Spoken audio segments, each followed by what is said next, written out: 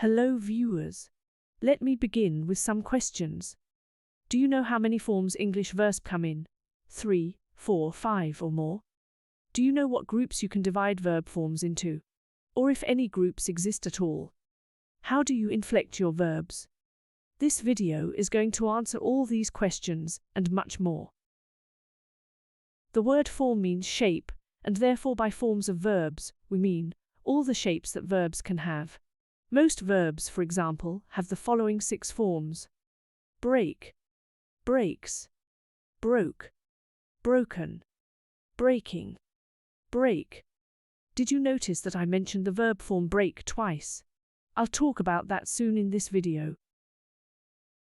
We can divide the forms of verbs into 2 categories: tensed and non-tensed. The tensed forms themselves bear the tense. The non-tense verb forms do not bear the tense themselves. In sentences with non-tense verbs, some other word, usually an auxiliary verb, bears the tense instead. For example, she cooked a nice meal. In this sentence, the verb cooked itself bears the past tense, and therefore it is a tense verb. Now let's analyze another sentence. She was cooking a nice meal. Here the verb cooking does not bear the tense. Rather, the auxiliary verb was shows that the sentence is in the past tense. Therefore, the verb cooking is non-tensed.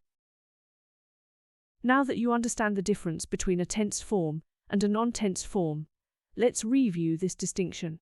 For a typical verb, we can distinguish between the following: the tensed forms, which are break, breaks, and broke; the non-tense forms, which are broken, breaking, and break. The tense forms are called primary forms, and the non-tense forms are called secondary forms. We haven't got any future verb form, have we? Let's recap the forms of verbs. The primary or tense forms of verbs are the plain present, third singular present, and preterite or past. The secondary or non-tense forms of verbs are the past participle, gerund participle, and the plain form. Remember, the set of inflectional forms of a verb is called its paradigm. On the basis of whether verbs allow adding ed or d or not, verbs can be divided into regular and irregular varieties. The verbs that take ed or d ending to form their past and past participle forms are called regular verbs. Those that do not follow this pattern are called irregular verbs. You always need to learn the latter by heart, but spelling rules may help learn the former.